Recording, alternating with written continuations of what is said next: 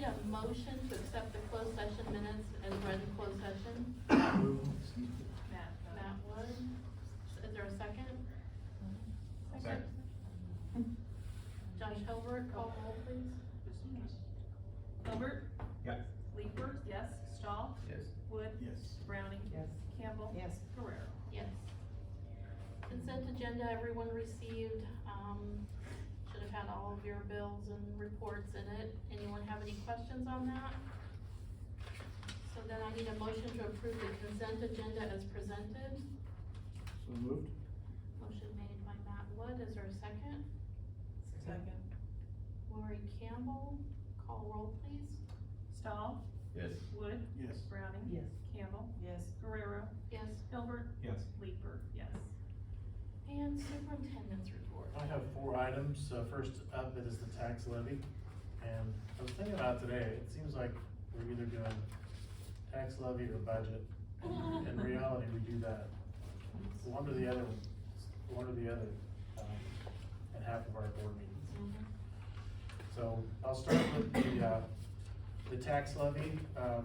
I'm just gonna go down through the numbers for the people that may be watching at home. Our actual EAV district-wide in all 3 counties was $102,221,774. That's the highest it's ever been, and it's a 3.9% growth from 2020. I'm estimating a 3.5% growth for 2022, which would put us at $105,799,536. As a reminder for the board and for the people at home watching, this Board of Education nor myself, we do not raise or lower taxes. I bring to you a levy, which is a certain amount of dollars in each of our funds of what I think it's going to take to run the district a year from now. And that seems backwards a little bit, but that's how it is. And I think that's often why superintendents want to try to get the max amount out of their levy, because you don't know the uncertainties of other fundings that may be coming in from state or the feds a year from now. There's no way you can know that. So with that being said, I'm going to ask to levy $3,808,783 in the education fund. And if you remember from the budget, the lion's share of that, of the ed fund is for salary and benefits for our workers, teachers, cooks, secretaries, so on and so forth, principals, superintendents. That's all comes out of the ed fund. In operation maintenance, $581,897. Transportation, $211,600. Working cash is something that we would, I guess, probably be the only question on here. If you want to, we could remove the working cash levy, take it to 0. And as I mentioned, I don't remember what that dollar amount was, but a person that had a $200,000 home, that the working cash levy would cost that person $33 next year. So I guess, can we have a little chat about that? I guess I just kinda wanna get everyone's feeling. You know, when I see it in my mind, I know that next year we can't determine what we're gonna get from the state or federal government until it comes, so that is hard to anticipate. But also in a year where everyone's seeing increased gas prices and taxes and those kind of things, I'm just wondering if this is the year to not do it. I know it's only $33, but I guess I just wanna have that communication and that conversation out in the open and see where everybody stands. Cause maybe we just do it and, just, you know, like I said, it is a smaller amount. It's not like we're putting a huge tax increase out there. I just wanted to have an open conversation, to see where everybody stood with that and what their thoughts were.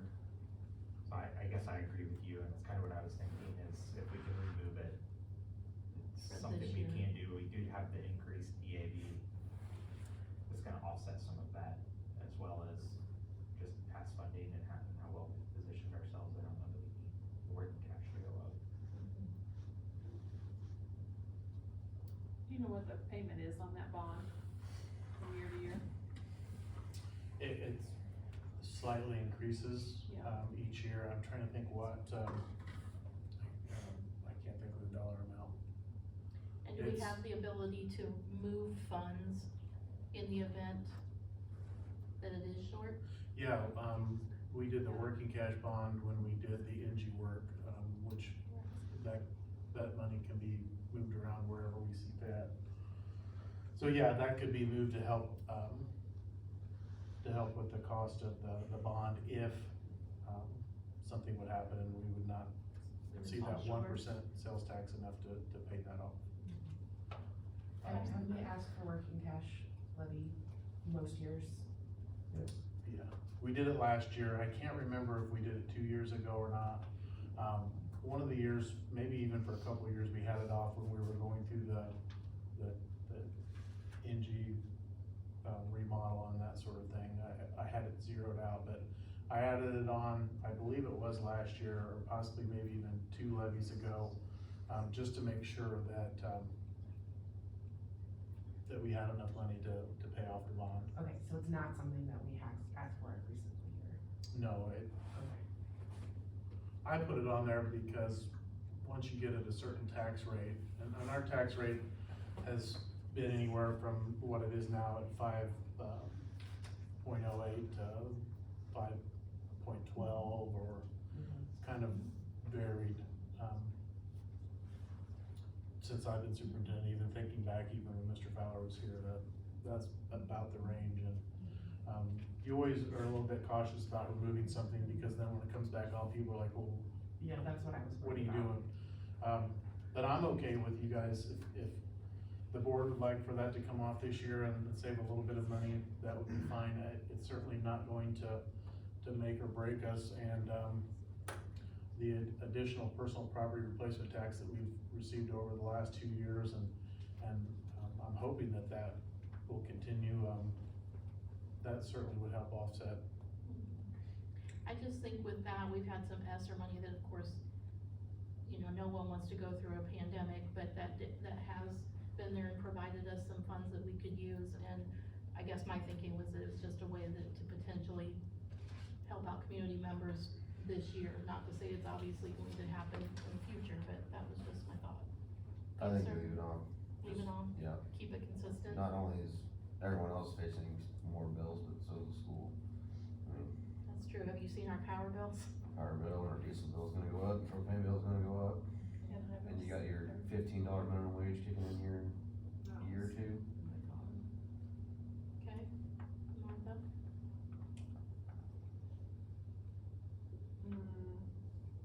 I think those are all valid points. by the Yeah, way. I mean, I see both sides. Mhm, I hadn't considered that we were gonna caught me off guard. mhm. So I don't know.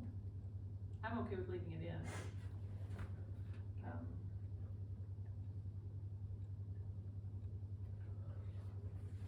Yeah, go on. Okay, I'm thinking about something. okay, she's thinking. I'm okay with leaving it in myself. Lauren, Leaving it in. okay. And Bob, your No, I can't. recommendation is to leave it in, My recommendation just to keep it fluid? is to keep the tax rate consistent, and, another thing, if we continue to bank that, $52,000 over the course of the next 8 or 9 years, that's a roof replacement. That is, at some point, at Harristown, is about a $480,000 project. It's going to have to be done, so, it's not like we're sitting on the money, we're making money, we haven't done anything. This board and, the people, before, the last turnover, we've done a lot in the last 8 years. So, that's the only reason I say keep it on, is just to keep things consistent, and, if we put that money away, it's going to be used for something down the road. It's not, I was gonna say, it's not truly a way, I guess, it's just being used for the next project, Right. the next need, which seemed to come fairly regularly. And we're gonna celebrate 100 years, next year in the high school, and then, 26, 27 will be 100 years in the middle school. And, that just doesn't happen. We keep trying to improve the buildings and keep them watertight, and then from that point, kind of remodel a little bit at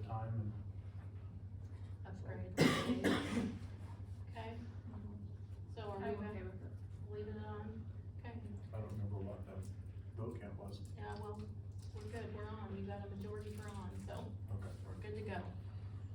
Working our way down then, after working cash is IMRF, 72,189. Social Security, 143,843. Tort liability, 170,000. Health, life, safety is a capped, nickel levy, it's 52.9. Lease is the same, it's a nickel levy, also 52.9, and then special ed is 4 cents, which is 42,320.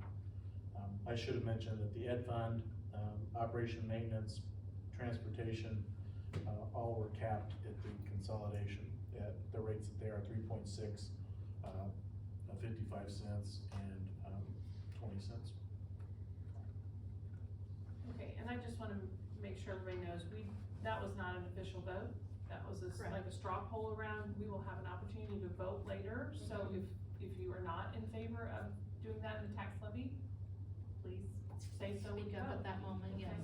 This was just around the table, that's not official. yes. I just needed to talk it through and hear other opinions, so. Okay, The total levy is 5,189,332. When you add in a working cash bond, that we're currently paying off, it's 193,725. I think the other bond, if I remember correctly, is, I hate to say it because I'm gonna be wrong, but I'm thinking that it was somewhere around, 385,000. And we have surpassed that in the 1% sales tax, for the last several years. So, in the total, complete levy with working cash bond was $5,383,057. It's a, increase of 3.69%, $198,482, and the estimated, tax rate would be, 5.0886. One thing to keep in mind is that when I levy, we'll not get any more money than what I levy for. We could get less. Let's say if our EAV for some reason would drop and that 3.6 does not come out to $3.8 million roughly, then the levy would come down. If our EAV is higher, we'll get the $308 million in the ed fund and all the other funds that I've levied for. But where you'll see the difference will be the overall tax rate. Your tax rate will come down. So that is the tax levy in a nutshell. And again, if anybody would ever like to sit down and look at that, Mr. Field and I do this together every year. This year I gave him all of my stuff and said, go figure the levy, and he did, and we were pretty darn close on everything. So he's getting experience working on that, which might benefit him later on in his career. So next, bus. I provided you 4 different bus leasing options for next school year. My recommendation and Ryan's recommendation is to go back with Midwest Bus Sales and extend the lease on all of our buses. As I mentioned, we are going to possibly, if you guys agree to it, send one back and purchase one to have as a reserve bus for us. It would replace the 2000 Bluebird that is, as I mentioned, getting pretty rough. The good thing about the renewal is it comes in at just a little bit over $229,000 for next fiscal year. We could do that and purchase the used bus with trade-in. That would be $66,000. So if you look at the other options, they were all in the $330,000 to $380,000 range. I think the renewal is an opportunity for us to put that 4th year in our buses and do that, and purchase a used bus, which would help our bus fleet, tremendously. And we can do all of that really for less than what the other lease would be. The risk that you take, would be with the interest rates, and the cost of production may go up next year. We'll definitely be doing this, this next year. And we'll look at everything again. One of the bonuses, if you wanna get into all that, the buses that we currently have are the Detroit diesel, and we've had very good luck with them. We've not had the DEF, sensor issues that we had, with the other buses. That The was a Thomas mess. chassis, yeah, that was Yeah. pretty rough. I talked to Ryan about, tires and brakes and all that, and this just kind of depends on the driver and how often the bus is used. We may have to replace a few brake pads, maybe a tire here and there. He gave a rough estimate of maybe $400 to $500 per bus maintenance over the course of next year as well. So that's still, even with that, times 14 buses is not a huge amount of money, so that'd be my recommendation, we do that. Do they see the production issues? I assume they've gotten better since last year, cause last year you couldn't buy anything new. And I know they're still slow this year. Do they see that improving now? I don't know. Are we gonna, I mean, if we, I don't know if it would be beneficial to maybe revisit this maybe earlier earlier than, yeah, than October. Maybe try to look at it right after the right after the beginning of the fiscal year. I don't know if they'll do that or not. They may not give us a quote that far out. mhm. We used to do this in December. We bumped it into October to try to get ahead of the game and in case we were gonna order buses, but yeah, if we order new buses, that's another thing that I think I put that in there, that we could be looking at, a year out of receiving our buses, you know, this time next year, which means we're starting the school year with all strange used buses that we don't know the condition of, or I think that would be problematic in itself. One of the things that stood out to me in option 3, we talked about the wheelchair lift, having to get a loaner. Is there any way we can position ourselves better with option 1, should that happen again? The only problem with the, for one, we're not guaranteed we can even get the short buses. And I'm not so sure that we could look into possibly adding, a lift. An additional cost down the road or something, or maybe add that. And I would have to check with Ryan to even see if that's a possibility, but, so getting the short bus with, the wheelchair lift, not really an option this year. And even if we, again, were able to get the 53 passenger buses in one of the other quotes that I had on here, you're talking about, a possible delay in receiving those buses as well. And you're also going with, the Allison, engine and transmission, which we have some issues with. okay. There's only $5,000 trade for the old bus that they're offering us. Yes. Is there any benefit to trying to sell it, to No. make more out of it? Cause we won't. Well, I'm just curious, cause there could be, I don't know if there's a market out there or not, that's what I was asking. If you ever thought about that. We tried to sell a bus, Gotcha. what was it? I think we did it 15. And, we did get it sold and it was considerably lower price than this one. That's fine, I got you. The guy had said, I'll give you 5,000, which is very generous, but you know, it's like any type of used car deal where, you know, they're gonna make it up on the cost of what you're buying. Exactly. So, as far as scrap goes, which was, what we ended up doing with the other one, it'd be about $1,100 worth of scrap. Understood. That's a shame. It is a shame, but the market for a used bus like that is, one of the positives, and it does have all the escape hatches and everything, and that's probably what they will do, is they'll take it back and scrap it and, use it for parts. Other than that, I don't think it would really be much use to anyone.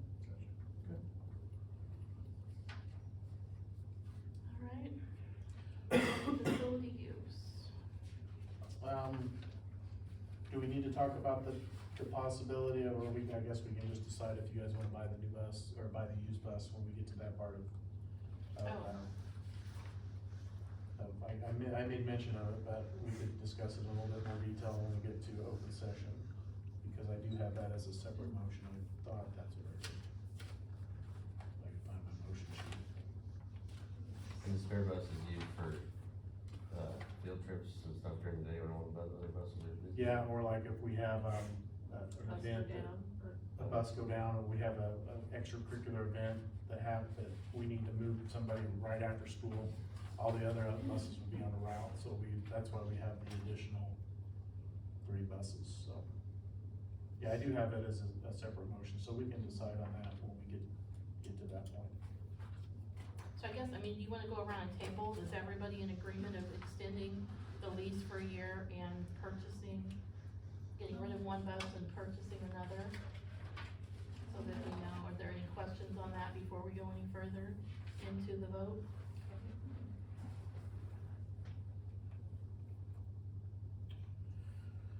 All right, then the last would be the facility use policy.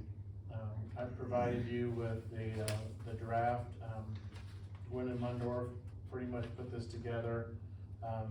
Matt, Josh and I met last week and reviewed it. We kind of made some adjustments just to kind of match Sangamon Valley a little bit, as opposed to just a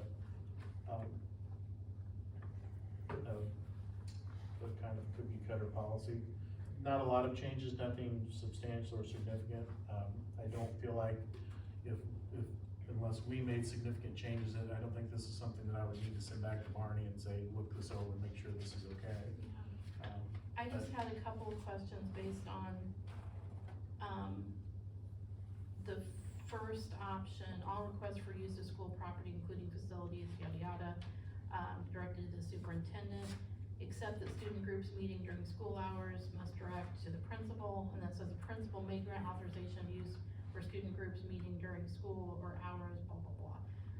So like when we used to meet for sports boosters or for, PTO or whatever, we always had to go through the AD, so I was just questioning for like activities director. Do we wanna like change that or add that to? Yeah, like who do you want people to actually, like who will they, I didn't know if that was, is it now the building principals in each building will be taking care of Well, setting out what you can use and. sometimes, whether we like it to be that way or not, that's just kind of what happens. It either comes to me or it comes to Mr. Field or one of the principals, and then we kind of relay that on to. To Fleming.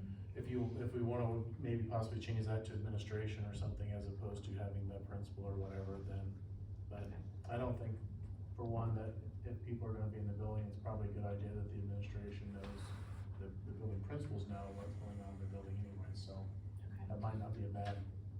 Starting point. Well, who's keeping the master calendar then? Cause it used to be AD, That like would if you be wanted to the- do anything, you went, and so you had one person. Right, and that's the way it would still be, but they would give the heads up to the principal, and at that time, they would relay that information to. It does say under A1, an application to use the designee, superintendent or designee, so, I mean, really, that's your activities director. Just be taken in. You know, he's the one that would do the arrangements and whatnot. Okay, and then my other question was, the board shall consider completed requests made at least 14 days before a board meeting. Typically, we're a week out when we say that you have to, you know, To be on the to be on the agenda. So do we change that to 7, or do you still require that 14, so you have time to do all your paperwork and get it on the agenda? Well, I don't know, whatever you guys think. I think the 7 days, if we decided to do that, would probably be enough. I was just thinking of the agenda, and I don't wanna like tick somebody off because, well, usually you only have to get it on the agenda the week before, and That's probably a good point. now we're saying 14 days. I think my only watch out would be is, you know, if they've gotta submit the insurance, can they pull that in a week and get it to us ready for a board meeting? Well, I would hope they would have everything. Before they came and brought it to Ready ask to that go. week before. I think, hopefully. I don't know, I'll leave that up to I'm the, fine either way. you I think guys. that's, the more time is the only reason I would think that way, but. okay. And then schedule of fees, we're not gonna have any fees, so we don't have a schedule. I would recommend that we We can talk about, for-profit organizations in the next, document, I believe it was in, Okay, where we could set a price, based upon the given situation. But I would say that, I don't think we're in a position financially where we need $250 from JFL to, right. Yeah, I don't How about think the if they're a district? part of the school and students, it should be anyway, but I just thought, it says may charge, it doesn't say you will, so just wanted to make sure, cause I didn't see a fee schedule. And then, I kind of feel like D2 should say no alcoholic beverages or drugs are to be sold, not just unlawful. Cause now we know some things are lawful. Do you see that one?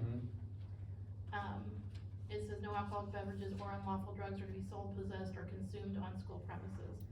I just think, So you don't want people to sell marijuana on Right. school grounds, I cause think it's that's lawful. probably not okay. We can take Or that one use word. them, or whatever, so I just thought maybe that would be a word that we strike. Just I don't know if strike you want my unlawful? copy, cause Yes. yes, yeah, why don't you make a good copy of what the group decides upon, and okay, then I can adjust it and then bring it back for the second reading in Okay. November. That makes perfect, sense? yep. Those are the only things I noted, I just thought maybe unlawful drugs or lawful drugs should not be here, so. And maybe after the November, meeting and we get these squared away, Mr. Greggy can help me get the documents on our website, or somebody could go there Awesome. and pull them off. And We get you a new, he did not give it to me today. I will say, and we can either discuss it now or when we get to that point, I've had 2 requests, for facility use already, which, again, we can talk about that in a minute, but, he did review their liability, certificate of liability, and he felt their coverages were adequate. They were not obviously district amount coverages, but, he did tell me that he felt like both of the, policies that were sent were adequate coverage for to use our facilities, I guess. but they're not his minimums? They're Am I not not. following that? He has not sent me what like a spare document that says these are the minimums. The document that he sent me, from what my understanding is the district's coverages on like the 6 On million. what we have, Yes. okay, so we still need that, they just, basically this in Barney's notes says everybody has to have $1 million policy. Right, So. and they did. Okay, and then I guess that kinda clicked in here too, because it does list here as additional insured, Sangamon Valley, District 9, but then it goes on to say, the Board of Education, the members, officers, employees, blah, blah, blah, as additional insurance. So, I guess that's another question for Lee, because there are some agencies that will charge you for each additional insured, and some, they're just included, but you don't wanna go charging people for, you know what I mean? We'll get to a point where it's so expensive that nobody will want to Right, use so, our facilities, I and mean, I I don't can- think that's the, Right, so I The think right maybe thing to do. that terminology with Lee needs to be discussed too, if that needs to be changed. But I'll make a note for you there, cause I don't think, it would depend on the individual insurance company covering and what their policy is, whether or not they would cover everybody as an additional insured. No maximum number, or if they put a maximum and you pay above and beyond that, was my concern. Okay, B4, which is the word we charge for facility use, et cetera, is repeated at the bottom under the facility use liability acknowledgement. Like, the second paragraph of that is basically the same as what B4 is. So. where is it? in facility use. Facility use at the very end, right before the acknowledgement. It And says it's the the same stuff same. about, may be charged a fee, nonprofits won't be, custodians work past their regular hours, 1.5 times custodian rate, et cetera, et cetera. So, but I didn't know if this facility use was meant to be something that could be like removed from the rest of it and kept in a file, or what, so. I think the whole entire packet would be, both documents would have to be completed, filled out, and would go Together. to the unit office. If it's redundant and you think we should just take it out, then I guess we could do that. So I think B4 covers that security aspect that we talked about when we wanna have a big sure you get a good festival.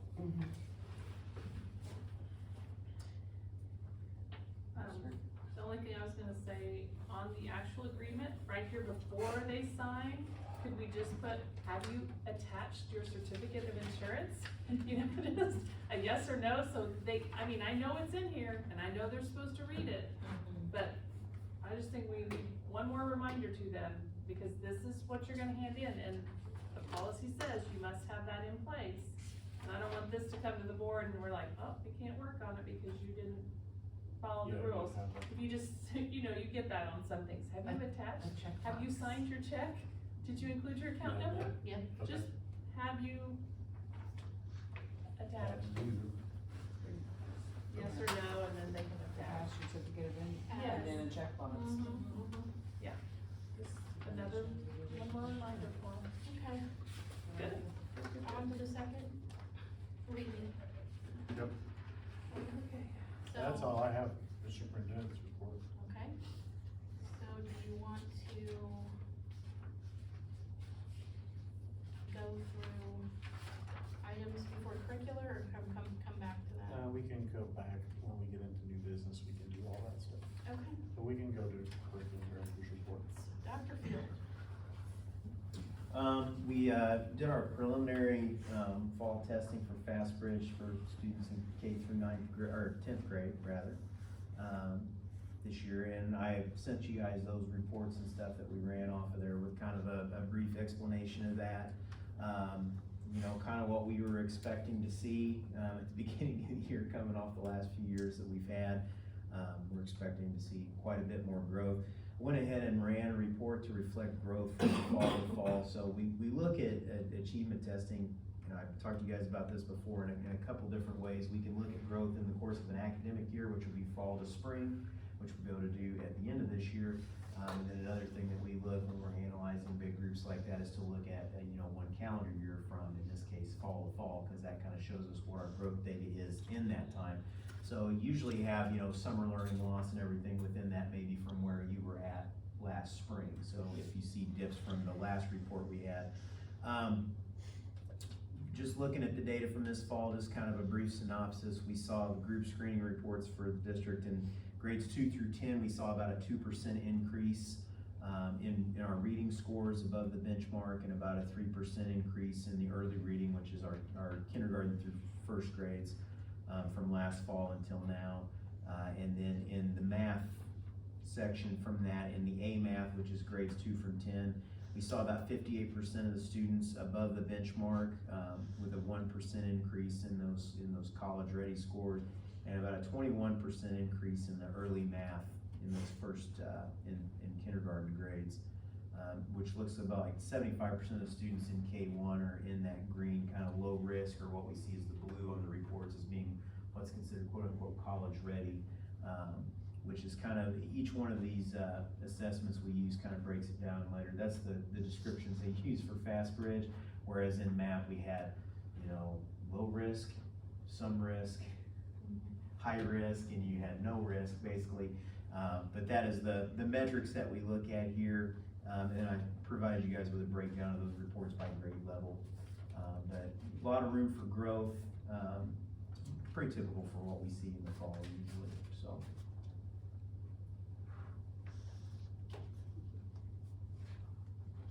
Okay. And then the social work services report. So what we did was we just made a list of some things that have been the benefits of having the social worker on site. And I worked with Mr. Downing and Ms. Howley to kind of come to this. Just saying that we've been able to provide services to more students by cutting down the travel times in between the 3 locations. And having, it's just very beneficial in, to know that she's on site at all times. So for example, on Friday, I left the building an hour early, and there was a student with an incident, and she was right there, like, to be able to go and support that incident. Nobody had to drive over from other buildings or anything. She's able to get to know students in a proactive approach because she has time on her schedule, whereas in the past, Mr. Flenner was booked solid with all the students that he had to see and was required to see, that he wasn't able to meet with students in a proactive approach. So she's able to now work in, lunch duty, which allows her to get to know all the students, in the junior high end, so she doesn't do lunch duty, for the intermediate building, but will sub, and is available in that manner. She's in the hallways in both buildings in the mornings and during passing periods in the junior high, so kids are going up to her and approaching her. And then she's part of the intermediate, what we call morning meetings with the students, so she's going in and, all students have access to her now, not just students that are on her caseload. When she came, Mr. Flannery had given her a list of 32 students that were receiving social work services just within the Illiopolis campus, which is a huge caseload just for that site, alone. They were either direct consult or both regular and special ed students. So moving forward, she had to have new consent from the parents that were all receiving services. Two parents refused to sign the consent, whether it be like just a change in placement, it could have been, they were with a different family, and went back to a different family. So there was, the parents didn't want them to see them anymore, which is fine. And then two students no longer needed to be pulled regularly and moved to consult after getting, updated scenarios with where she was. 7 students since she started just in August have been added to her caseload, 3 from the intermediate building, 4 from, the junior high, middle school. And just one specific scenario in the intermediate building was a student threatening self-harm. And within that time frame, I spoke with the student, she spoke with the student, and we both contacted the parent within an hour of it all occurring. Just because we were able to be all on site, all working together, working with the teacher, to make that happen. She also provided already,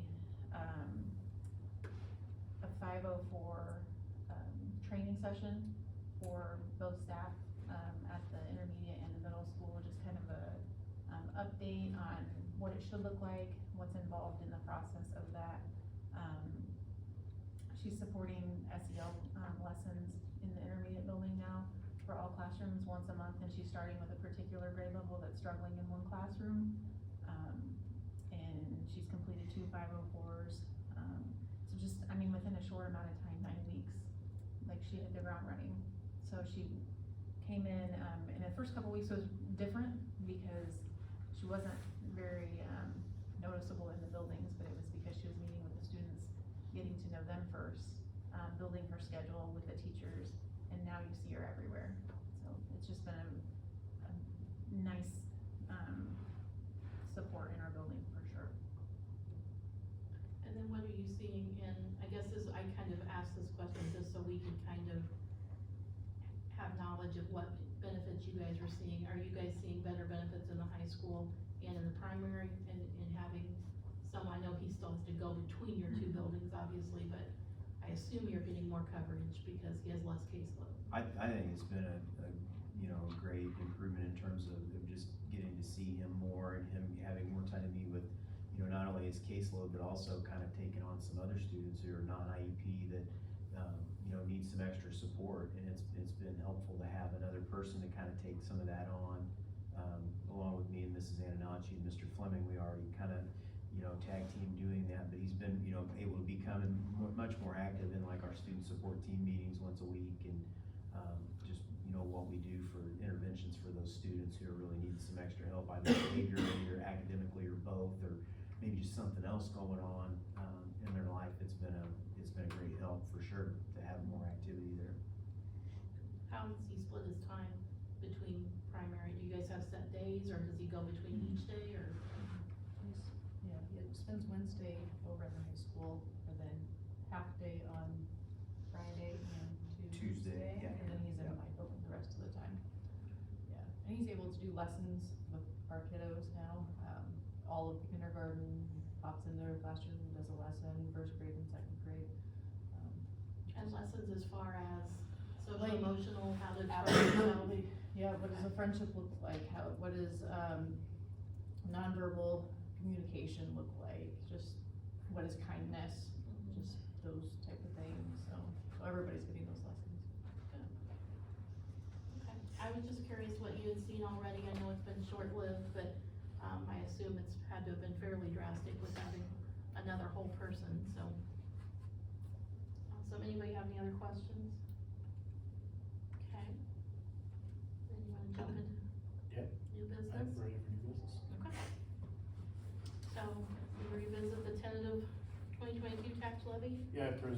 to you and, during the superintendent's report. We have to approve the tentative levy and it has to be on display for 20 days. We'll actually approve the levy in November and then I'll file on December 2nd. Okay, so then I need a motion to adopt the resolution of tentative tax levy for 2022 payable in 2023. So moved. Motion made by Matt Wood, is there a second? Second? Martha Leeper? Ready? Yes. Okay, call roll please. Wood? Yes. Browning? Yes. Campbell? Yes. Guerrero? Yes. Hilbert? Nay. Leeper? Yes. Stahl? Yes. Okay. Motion to approve, oh no, you have to tell us about the audit, sorry. The audit, is this binder right here, and you have to keep it. You don't get to return it to me, cause I have 4 extras still. Probably the main, findings in any audit, if you wanna flip to page 7, or actually page 6, it covers 2 different findings of the audit. And they're both kind of interrelated in that, I had mentioned this to you last year with just Carol as the bookkeeper, taking in the money and then writing the checks and that sort of thing. There's not the segregation of duties that an auditor would like to see in the superintendent's office. And they go on to explain that having an extra person, whether financially or finding that right person might not be feasible. I would say moving forward, when the new superintendent comes in and gets comfortable, I would recommend at that time that we look at having another person in that office, being an administrative assistant to the superintendent, and then I would let that person decide, but there should be a segregation of duties there between of payroll and then accounts payable. It's just such a huge undertaking for one person to do, and I really don't know how she keeps that straight. But page 6 talks about the first finding, and that personnel have not monitored recent accounting developments to the extent necessary to make sure that basically there aren't any mistakes. And that comes from the superintendent's office. It also trickles down into the student activity accounts. And then on the back page again, it talks about the lack of the segregation of those duties. And that's page 6 and 7. Again, they're pretty much interrelated. I sent you a copy of our financial rating, which is on, if you continue on, it's page 3 of a different section. I'm sorry, page 4, put my tab in the wrong spot, of the next section. And we are at recognition status again, which is the highest designation that you can receive from ISB. We are at a 3.8, where 4 is the max. And the reason for the 3.8 score is just we have a bond out. Awesome. So our debt is somewhat limited as far as if we wanted to do some other large project, then you would see that number drop yet again. So, but we are back up to the recognition status, and that's a positive thing. So that's kind of the audit in a nutshell. If you want to continue on, you can basically see an entire list of revenue and expenditures. It's basically what it is the budget, that all of the numbers have been gone through and verified. Where my budget is a budget, it's an estimate of where we are, expenditures and revenue. This is the actual for the year, for the fiscal year. Okay. So I would recommend, unless somebody has questions or objections, to go ahead and approve that. I will say that we have one more, because we've received so many federal monies and different ESSER grants, breakfast and lunch program. We do have to have a second single individual audit, for the grants, and that will be, they did that already, we just have not paid for that yet, so you'll see that expense coming at some point. And I don't know if we'll ever get back to the point where if you spend over, I think if you receive over $750,000 in federal grant money, then you have to have the single audit as well. I don't know with the way things are going, especially with our lunch programs, if we'll ever get below that again. We may, once all the ESSER money has come through, which should be at the end of this fiscal year. So at this time, if there's no questions, I need a motion to approve the FY 22 district audit. So, Martha Leeper, second by Lori Campbell. Call roll, please. Browning, Yes. Campbell. Yes. Guerrero, Yes. Hilbert, Yes. Leeper, yes, Stahl, Yes. Wood. Yes. Okay, then returning back to our bus lease options, do we have a motion to approve the school bus lease with Midwest Transit for the 2023-2024 school year at a total of $229,775.73? Motion made by Jeff Stahl, is there a second? Second. Matt Wood, call roll please. Campbell. Yes. Guerrero, Yes. Hilbert, Yes. Leeper, yes, Stahl, Yes. Wood, Yes. Browning. Yes. And then you're wanting a motion to approve the purchase of a used school bus from Midwest Transit for the amount of $66,500 after trade-in of a 2000 year bus. What year was the used bus, sorry? 2000. No, the bus we're buying. It's one of our new ones, I believe it's Okay. listed as a, 21. So moved. No. Motion by Lori Campbell, is there a second? Second. Matt Wood, call roll please. Guerrero, Yes. Hilbert, Yes. Leeper, yes, Stahl, Yes. Wood, Yes. Browning, Yes. Campbell. Yes. Okay, so now we're back into facility use. Yes. As I mentioned before, we did have two people that have, requested use of facilities. They have met the minimal certificate of liability. It's entirely up to you guys, but we could go ahead and approve this pending, completion of the documentation once we finalize it. And, obviously, the proof of insurance is the big thing, but also I think getting this document in place and getting it signed moving forward. Alan will not be using the facilities, which I have his motion up first.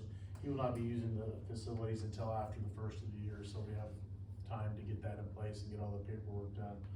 The other one is from Rob Walters in the Midwest, youth baseball team, they're called the Midwest Rampage.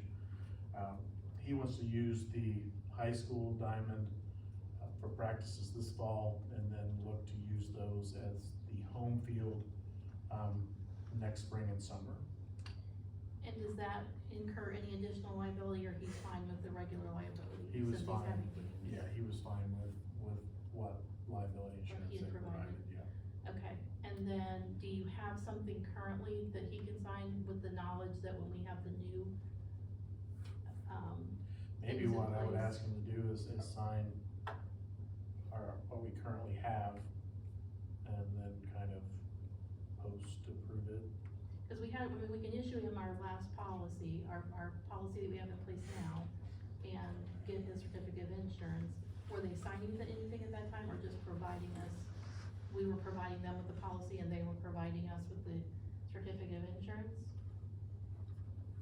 Basically, that's what would happen, is So there's no they would have signed signature our on that? agreement and then just handed over the certificate of liability insurance. That's how we used to do it. Okay, I would say follow through with that right now until, and just with the expectation that he'll have a new Then we'll get him a new facility use agreement as soon as it's, finalized, okay. and that way you'll have something on file that stands with our current policy. You're just gonna hold Alan then till next, or till closer to time? I think we could just approve him, With the understanding that he's gonna complete the documentation. before, yes. Is the high school field used for anything currently? Living across the street from it, there are more people there that just come and play on it on the weekends than I ever imagined. But not, I mean, not, But we don't no. use it for anything. So who maintains it then? If they're going to use it, who would be? They will take care of the field, they will drag it and get it prepared and all that. We'll probably continue to mow the grass like we do, all of our other property, but, he said he would take care of the infield, the bases and that sort of thing. He also mentioned that he would rent porta potties when it came time to having more practices and games. So they won't have to come in the building. So- That's one of the caveats that I don't want. Is it something that we could recommend maybe they look at the Leopolis facility since we have restrooms and better parking for games and I scenarios would not be there? opposed to, The age range would fit fine on the field with the fence even. I guess that was why I was wondering why they wanted this field. I don't know if It's they not look at used to- strictly the proximity to Decatur and where their other kids are coming. It's a combination of a handful of Sangamon Valley and then kids from other areas, so maybe that factor of, that it's just proximity to Decatur. He does. Field condition wise, the Leopolis is much better. Oh, yeah. So This is like concrete. I would say, I mean, throw that out to them. Offer It's an it option, up. Offer but the other fine either way. location. Same price. Same low price. 2 for 1 down there. You could have 2 Probably better games. shape. And you wouldn't have to rent anything. You save some money. Okay, so we'll let you deal with that end and getting him our current policy and current signature pages, and then with the understanding he will have to sign the new ones as soon as they're Yep. approved. All right, so motion to allow Alan Farrell and the Capital City Chaos 14U softball team to use the old gym and K-PAP for softball practices at no cost to the district, beginning on approximately January 8th, 2023, ending on March 26th, 2023, pending completion of the required forms and proof of liability insurance. So moved. Motion made by Matt Wood, is there a second? Second. Jessica Browning, all in favor? Aye. Opposed? Motion passes 7-0. And then motion to allow Rob Walters and the Midwest Rampage Youth Baseball Team to use the high school baseball field for baseball practices and home games at no cost to the district, pending completion of the required forms and proof of liability insurance. Do you wanna make that an or on the location in case he chooses the other place? You wanna say high school baseball or Minneapolis? Or fields at the middle school campus. I guess what I don't wanna see is porta pots sitting out in front of our school. Well, I would recommend if he did that, I would have them back probably in this corner. The edge of the building. Along that Where north wall of they the would be a gym. little bit more protected and, yeah, I don't want them out there either. Well, I would There's think a- you could have a say about where they go. Right, I mean, it's and- on our, I guess that's the bigger push to Leopolis, right, Yeah. is we don't have to have porta pots sitting on our campus. We do for football, and it seems to work out okay, but, to have them sitting there all summer is a little bit different than, 9 weeks of the football season, so. And what is his scope? We don't have that scope as to how long, how often, how long. This is a long-term. you just said this fall. It would be, right now, he's given a schedule for fall, we would ask him to provide a spring practice and then game schedule, moving forward. And then, obviously, all this would have to be renewed at the end of, or for fiscal year, 24. So it would be back to the board next fall. Does that make sense?